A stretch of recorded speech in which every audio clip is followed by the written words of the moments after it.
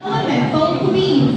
This is an extraordinary celebration of beauty, strength, unwavering resilience, courage, and charisma. The contestants will embody the essence of the Elemental Queens.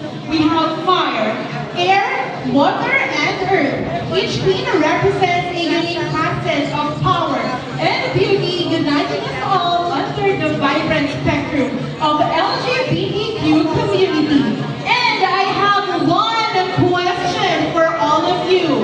Ladies and gentlemen, gusto ko po kayong marinig. Barangay Buhay na Tubig, are you ready to witness the magic unfold?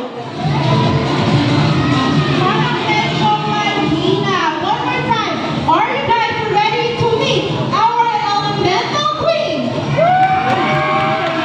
Alright, fantastic. That's why Barangay Buhay na Tubig will welcome to Binibining Baghari 2024, a search for elemental queens.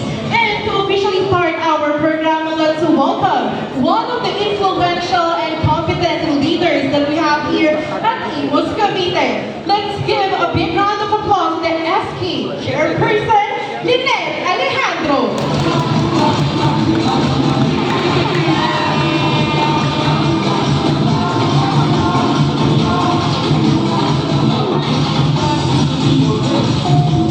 Magandang gabi po sa ating lahat. Una-una po, nais po magpasalamat sa lahat ng pumunta. Simula po sa mga tumulong po sa amin since day one, sa lahat ng organizers, sa lahat po ng volunteers, SK members, and syempre po sa contestants po natin. Kasi this event won't be successful without them and without you guys. Bakit nga po ba natin ginagawa yung mga ganitong event? Una-una po is to promote inclusivity and diversity sa ating komunidad. As a member po ng LGBTQ community, I once dreamed po na magkaroon po ng isang diverse na community sa Buhay na Tubig.